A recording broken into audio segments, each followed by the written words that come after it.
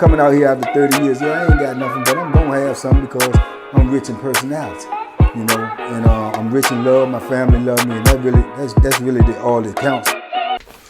Hey man, shout out everybody out there on Team Banky Pound, man. I appreciate the love.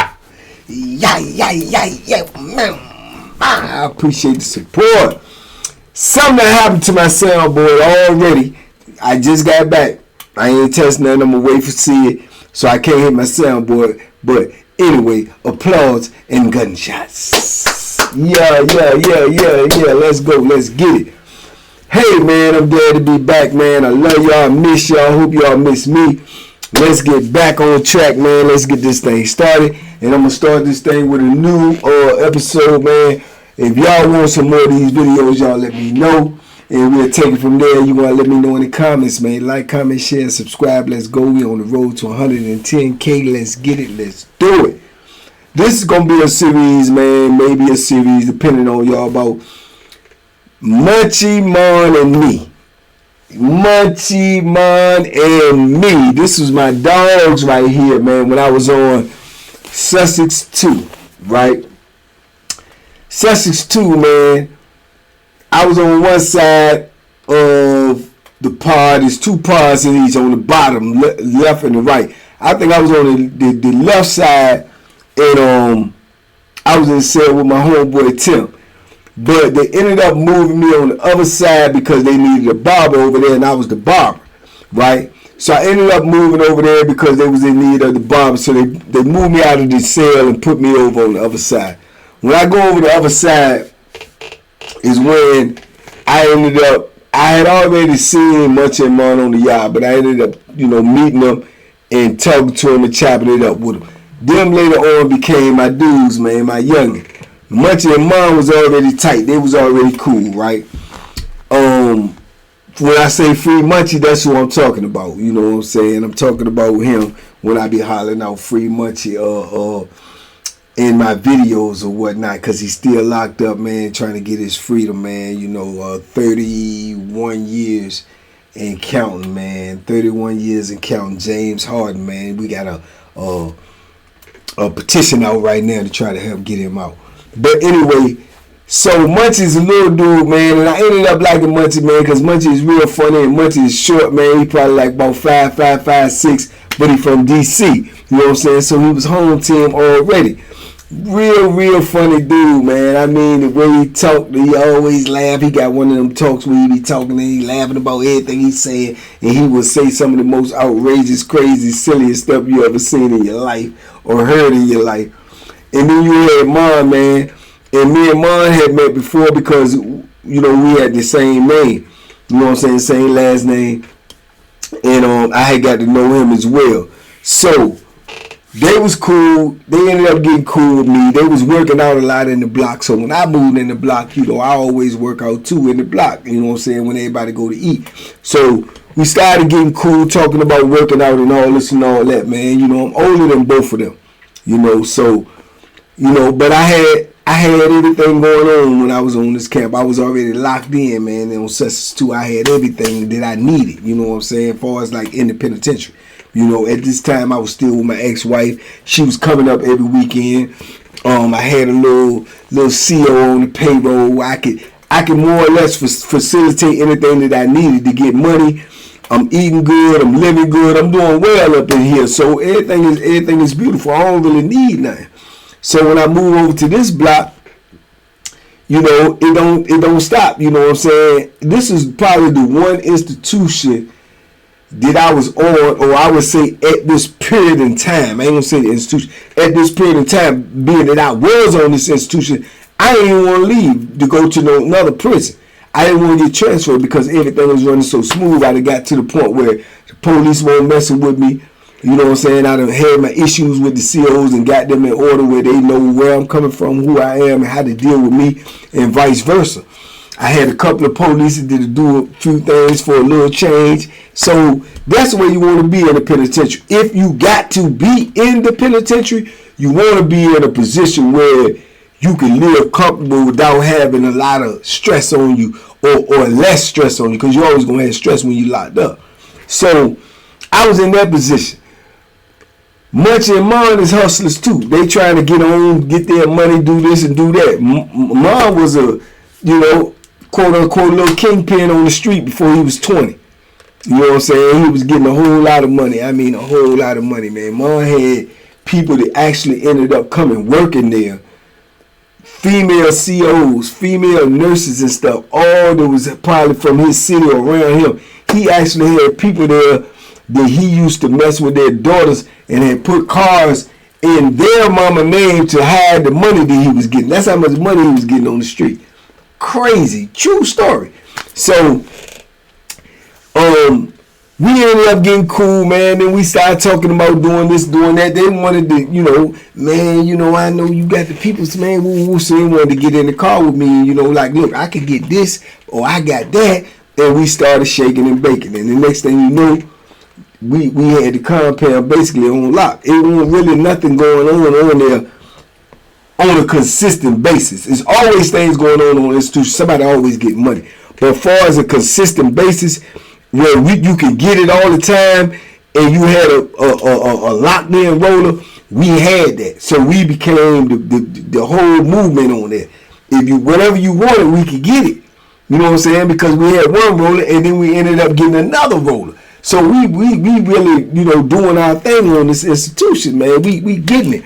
And we respect it because everybody already knew what comes with messing with me. And, now I got two road dogs as well. It ain't nothing gonna come behind that. Did you want? Nothing that you really want. You know what I'm saying? Some blood and some pain and some helicopter rides. So the money gonna be straight, this, that, and the third. But when you getting money in the penitentiary, the jealousy come out. The hate come out, the envy come out. You start losing friends because like when I was over there with my homie Tim, I'm in the cell with him, so I'm going to break bread with him. But now I'm over here, you should not feel like I'm obligated to break bread with you. I ain't got to give you nothing. I'm doing this because you in the cell with me. But he still was looking for me to do this and do that. And then I still was touching them and giving them things. And then I gave him some stuff one time to get some money. And he go to get the money and somebody bucked on him on the money and went to jail and was scared because Tim gonna put that work in if you ain't got that money. And then I'm letting him know, me and him had a falling out because of the simple fact that I'm telling him, okay, he went to jail, that's an L. But that's an L for you, not for me. I'm looking out for you. I already gave you yours off the top. You got to make sure I get this. If he go to jail, that ain't got nothing to do with me. And he was feeling different. Like, man, he went to jail. That's a loss for both of us, man. I can't give you what you gave, man. I'm like, what? So we had a little falling out about that, but it was cool because he my homie, and at the same time, I ain't gonna argue with you or nothing like that. I'm not gonna put no more money in your hand though. And that's where we ended up at. I ain't put no more money in saying, but he's still my dog. He's still my homie. You know what I'm saying? But little things like that. Munchy, at the time I'm with my ex-wife, so I'm good. Mon and Munchy, they chasing bras all day long. They chasing bras all day long, right? Mon, he on this thing, he chasing bras. I told y'all one time he come to me because he wanted this broad that came to work on the institution. She was the baddest girl on the institution. That is no lie. She was the baddest girl on the institution, hands down. He wanted her. He felt like he could get her. She gave him some play. Mom got them little green eyes. He was built and muscular, woo. So he at her and she giving him conversation, but he asking me for advice. I'm giving him advice about how to go, what to say, woo. But at the same time, he come to me one time, he trying to stand out because every dude that think he can get a woman is at her. Every dude that's in the penitentiary that think he can pull a woman, they want her because she was just bad. You know what I'm saying? So, but it looked like Mon is winning the race. So he come to me one day and said, man, you know what I'm saying? He was going to flash some money on her. I'm telling him it was a bad idea. I think I told y'all this story. So I give him $100 bill just to flash on her. You know what I'm saying? He take the $100 bill and get it, girl, the money. Tell her to get herself something nice. I'm like, man, what? He said, man, I'm going to get it back to you. I'm like, man, bro, I know you ain't get that bro my money. Man, he gave the money away, man. But like I say, these my dogs. And at the time, I'm getting so much money that I literally got money hid all over my room, man. I got money hid everywhere in the room, man. I got money hid in markers. I got money hid in food. I got money hid in photo albums. I got money hid in shoes. I got money all over the sale because money is what you need. And if anything ever come to pass and you get transferred or you get locked up or whatever, and you had to go to another institution, you still got you got a toehold. Because normally if I get locked up and have to go to a new institution, usually I get script of commissary because I usually have a whole lot of commissary, a whole lot of cosmetics than I've been getting from the store box or any other kind of way. So they're going to take that because you ain't supposed to have all of that, and they're going to get looking at your books and, well, you ain't been to commissary in 6 months. And then when you went, you spent $10. How you got all this stuff? So they'll take your stuff. They can justify it by doing it like that. So I used to go through all that. So when I do get transferred, I want to make sure I got cash. So when I get on a new institution, I can either, holler at the police and try to get them to do something for some money, and I can start flipping, or I got cash, I can give it to somebody and get a whole rack of commissary at one time and then start store boxing. You know what I'm saying? That was my method. That was my reason of thinking. So I got money everywhere. That's when it ended up. I lost a celly. What's his name? Stand out the way Trey. Get transferred. That's when I think I ended up getting Cody, or either Cody was first and then Stand Out the Way Trey. So they was my sellers too. So they know Mon and Munchy as well. But everybody on the compound knew that was our little crew. We called ourselves the Rock, like Rockefeller, which ironically is crazy right now. But yeah, so we was moving in there, man. I'm talking about we had rollers bringing this in, man. We in there trying to, dress fly, man. We trying to get stuff that you don't supposed to have in the penitentiary. We trying to get headbands, wristbands. We trying to get brand new shoelaces, man, because we buying all new shoes. All us were about the same size. We buying all new shoes that come on the compound from dudes coming from the street. When you come from the street, if you got a pair of nice shoes on, or some fly shoes or some new shoes or whatever, and you coming from the jail to the penitentiary, you can keep them shoes. You just can't order them no more. Nobody on the compound can order outside of the prison. You had to get the prison shoes. So when dudes come in with these new shoes, they grandfathered in. That's how you get new shoes. So as soon as they come on the compound, you find out somebody got a pair of fly shoes, some foam pods or some Jordans or some Kobe's or something like that, and they your size.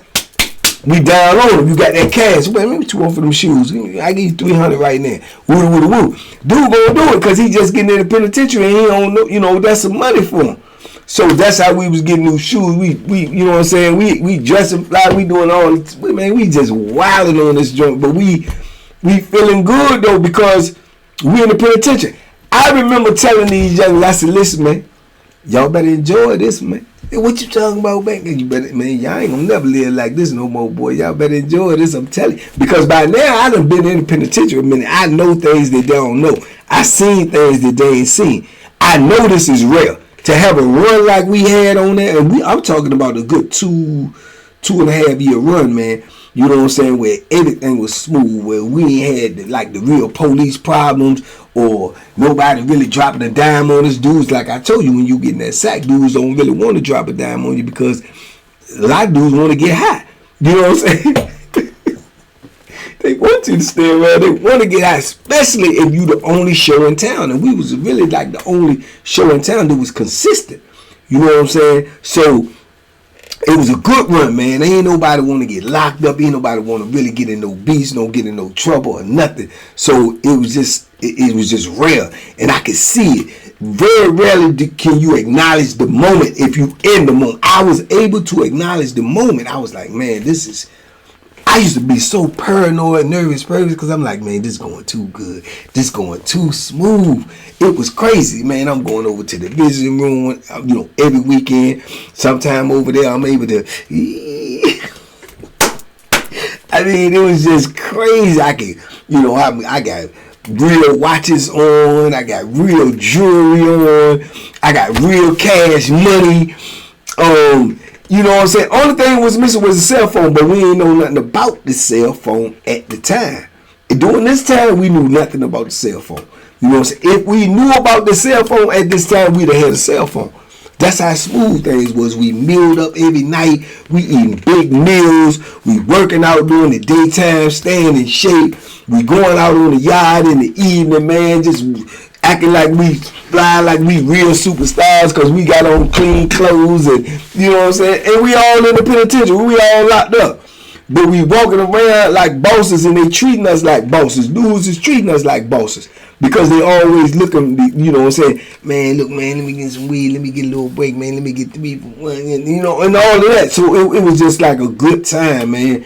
And there was two good brothers that ended up gonna be my brothers for life, you know what I'm saying? Mine got out before all of us, you know what I'm saying? And he stayed in touch or whatever. And then, you know, when I got out, and y'all done seen me in videos with Mon or 1 or 2, and y'all done seen me in pictures with Mon. That's the dude that I always be with. And then we just trying to get Munchy out, man. But man, this time right here, man, early 2000s, man, Sussex, man, we literally had a grip around the neck of Sussex, man. If it was money being made on there, we was getting money. We all stacking our books. We all stacking money. We all eating good. We ain't worrying about nobody. Ain't nobody trying to have no smoke with us. You know what I'm saying? It was just very, very rare. And you very, very rarely get these types of runs in the penitentiary without trouble. You know what I'm saying? Without real, you know what I'm saying, some type of altercation or something jumping off. But during this time, it didn't. We just was living smooth, man. You know, Munchy chasing every girl that he could possibly chase. Chasing every girl that he could possibly chase. He ain't weighing nothing about a ball, 150 pounds, but he swear he like that. And he flexing and, you know, he even got a little 6-pack and talking about the V-line. Talking about, look, that's sexy, ain't it? That's sexy, boy, the girl think that's sexy. He one of them type of dudes when we be laughing and joking. You know what I'm saying? Mom, he walking around, he swole, he big, he was bigger than me. Swole up, you know, he had the green eyes, he on the bras, he ended up getting the bras that he wanted. You know what I'm saying? I'm getting visits every weekend. I got my wife, so I'm good. You know what I'm saying? It just was a beautiful time, man. And we had a very, very good run, man. And a lot of things happened in between, you know, these times, man. We had, you know, minor problems, not no major problems, always money problems, you know what I'm saying? There's always money problems. Dudes ain't got the money, but we ready to put that work in. If you ain't got it, you got to go get it. You know what I'm saying? Ain't no excuses. Ain't no waiting till tomorrow. Tomorrow ain't promised to you in prison. Nah, I'm going to have that next week. Ain't no next week. Tomorrow ain't promised. We might be on lock. You might be dead. Anything might happen. You know what I'm saying? So we always ended up getting what was owed to us. You know what I'm saying? Always. I played poker at the time. I go down there from sometime luxury play some poker, win a little money, might lose a little bit or whatever because it was all good. We ain't had nothing. You know, it's just like keeping the money circulated. Whenever they break the dice game out, I'm down there, the dice game on, like to shoot dice, on to play poker sometime. Munchy ain't played neither one. He ain't played poker or dice. You know what I'm saying? At the time. You know, now eventually he ended up turning Muslim. He's a Muslim now. You know what I'm saying? But even at that time, he didn't play it. You know what I'm saying? Dudes making wine on the compound. If they making the wine, they coming to us first. We gonna be the first one to be able to get it. If it's good, we buying it. You know what I'm saying? We sit around and drink and laugh, eat food. You know what I'm saying? Go back and forth, play the phone. You know, that's why I know if it was a cell phone at that time, we would have easily had one. You know what I'm saying? We had 2 good rollers at the time. One of them ended up getting greedy, starting wanting more and more money, and we ended up pushing them on out the door. You know, you need to get on, man. You know what I'm saying? You ain't running nothing. You know what I'm saying? Because he just was starving. And then when we found out that he was going to other people trying to do business with them too, whenever you got a roller who bringing multiple people to sack, you need to get out of the car. You need to get out of the car as soon as you can because this is a matter of time he gonna get towed off. Because somebody gonna get mad with him, somebody gonna get jealous with him. He being greedy, his name gonna pop up on the radar. When his name pop up on the radar, they gonna trace back to everybody that he might have been dealing with, and that's how you get towed off. So we ended up having to get rid of him, but still the beat ain't stopped. We just doubled up on the roller that we had coming in.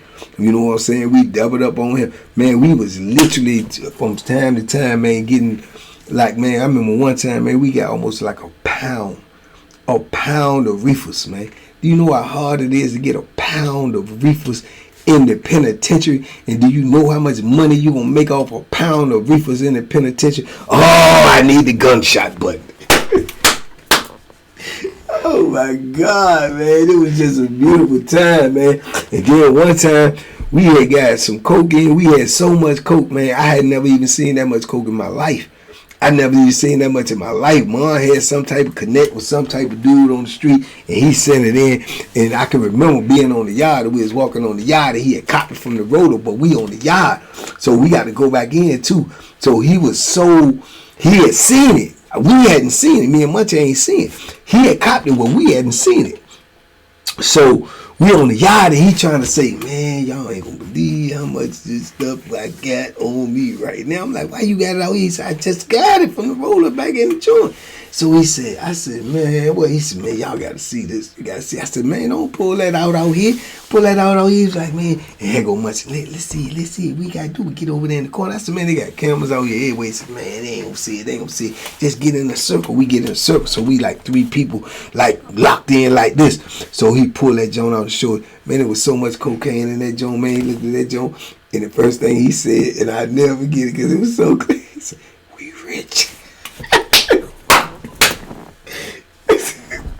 Munchy said, yeah, we rich. And I was thinking, I said, man, we get maybe rich up in this joint. And because cocaine gonna go, and that's that big money right there. You know what I'm saying? You getting almost twice or 3 times what you gonna be getting for weed per size. So man, it was a crazy time, man. We had so much wild times during this time, man, that it was just insane, man. Couple of times, man, you know, like I say, man, the problems, I had to go up in the cell with a couple of dudes and show them what was going on. Man, I had to do that, you know what I'm saying? Munchy wanted to do that, never had the opportunity. He was like, I got the next one. It was just a crazy time for us, man. Crazy time for me, man. But yeah, man, I'm gonna get in. I'm gonna sit around. I just gave this to y'all off the top of my head this morning, man, because I'm about ready to go see my daughter because I was out of town. I missed her birthday, my beloved, and I'm going over there and spend the day with her. But I wanted to give y'all something. But as I go out through the day, I'm gonna be thinking in my head about all the things that we went through during this time period, man, the 2.5 to 3 year run, and I'll be able to break down some incidences. More and more is popping in my head right now, and I'm gonna be able to tell y'all about them. If y'all want to know, man, about the Munchy Mon and me stories, man, y'all let me know, man. But in the meantime, in between time, man, I appreciate y'all, man. Free Munchy, James Harden. You understand? Shout out to my brother Mon, and man, we out here, man. TBP Nation, let's go, man. We on the road to 150K. Let's get it. Let's do it. Let's go. Big love. We out here, baby. Y'all be safe, be smart, make good decisions, man. And stay locked in. More to come. Yeah.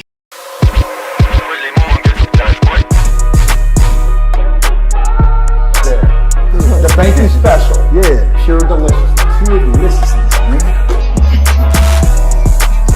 My name is Banky, man. Everybody calls me Banky. That's the name that I got from my grandmother when I was young. I'm coming out here after 30 years. Yeah, I ain't got nothing, but I'm gonna have something because I'm rich in personality, and I'm rich in love. My family love me, and that's really all that counts.